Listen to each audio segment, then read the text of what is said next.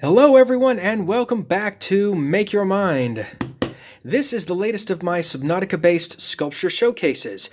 And for this one, this is another of one of my own, I guess you could say this is one of my own concepts or custom depictions. I was actually tasked to recreate, or actually not to recreate, but to bring to life this creature right here. Let me take the camera out of the mount. You see that right there? That is the ancient skeleton. As you can see, you see the back there? Part of the creature is sunken into the sand, so you don't see the entire creature's body the whole way through. But that is what I was tasked to bring to life. And I am here to show that to you now. Let me put this. Sorry, I'm having to do this slightly one-handed. There we go. Bring this back. There we go. Alright, so you saw the picture. So the ancient skeleton was actually the fossilized remains of a very, very large creature. If you saw those eye sockets, I mean, those eye sockets were as big as a human being. So that gives you some idea as to how massive this creature is. But what I was tasked with was to actually bring this creature to life. Here, I may have to back the camera up a little bit so you all can see this. There we go. Yeah, this thing's big. So with that, ladies and gentlemen, boys and girls, viewers and subscribers alike, may I introduce to you now my depiction of the live ancient skeleton. Oh man, this thing's big. And it has a lot of parts. I'm going to have to carefully maneuver this around. There we go. Look at this. Look at that head. I love the way the head came out. It's got the teeth and the sort of tusks that come out jaggering back. It also has as you saw, the sort of open holes that were inside the sort of armored carapace. I decided to give him just sort of these basic tentacles, which they could have claws or something else on them. They would be used for locomotion and also for, I guess, walking around on the sea floor, possibly? This creature could also walk but also swim, but to give it the sort of aquatic touch, which I definitely wanted to keep. As you can see the head, I didn't quite finish the eyes, but I still am not quite sure what the eyes are going to look like, because as you can see, this is all one color. I just wanted to get a depiction of what the creature would look like if it was complete. If the entire skeleton was finished. And I sort of have it in this, let me see here, in this sort of twisting pose.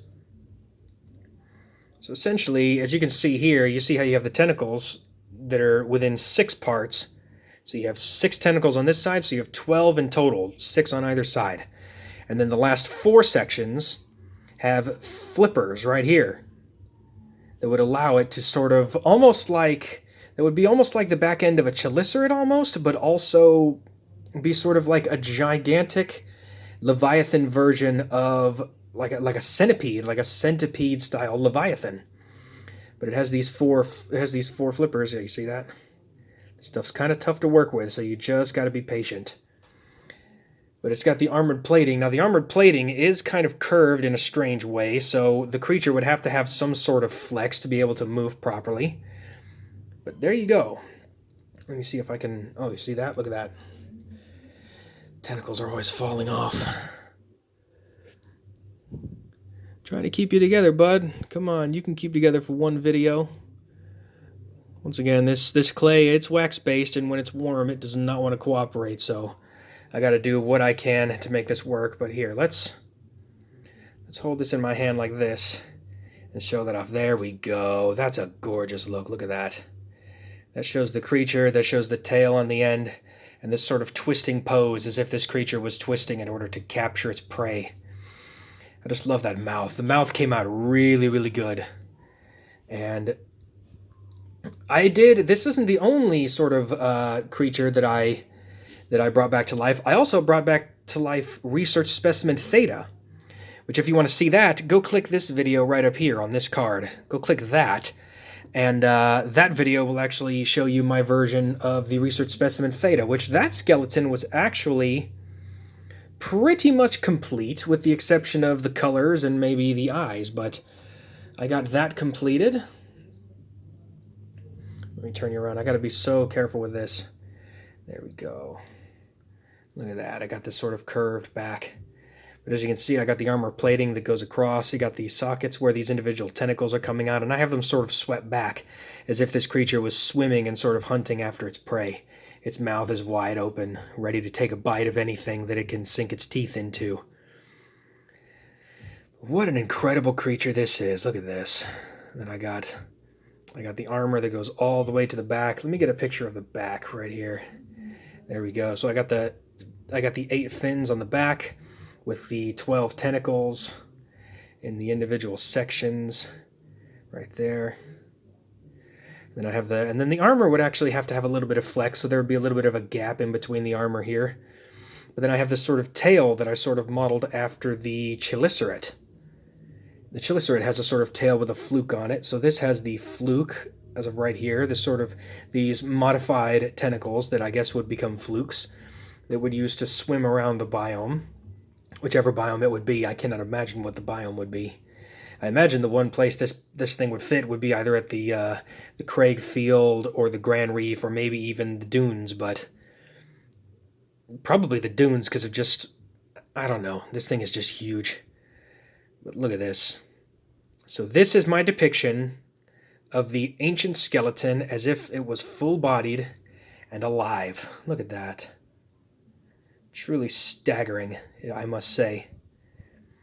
But I haven't chosen as to what the colors would be, and I haven't chosen, well, I guess, yeah, the only thing that's left really is the colors and some of the minor details.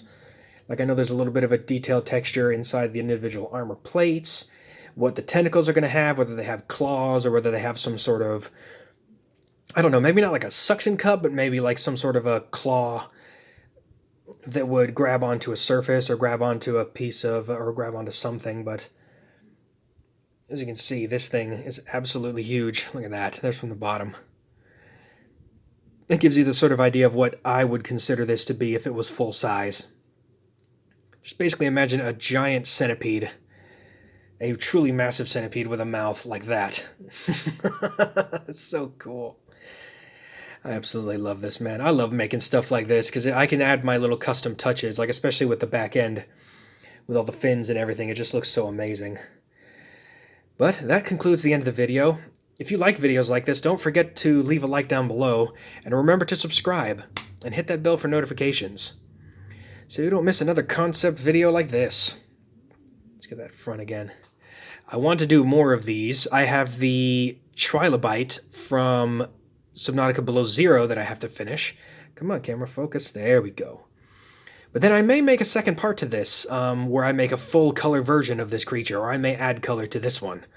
So stay tuned for that. That'll be coming here in the next few weeks, and I got plenty more of these sculptures coming. So make sure you subscribe and allow for all notifications, and stay tuned. I'm working towards getting live stream started. I don't quite have all the equipment I need yet. I need to get a good webcam and a decent microphone so that way I can speak clearly to all of you good people.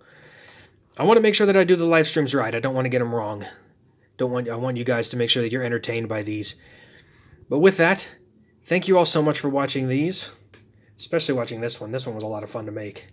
And I will see all of you on the next Subnautica-based concept showcase.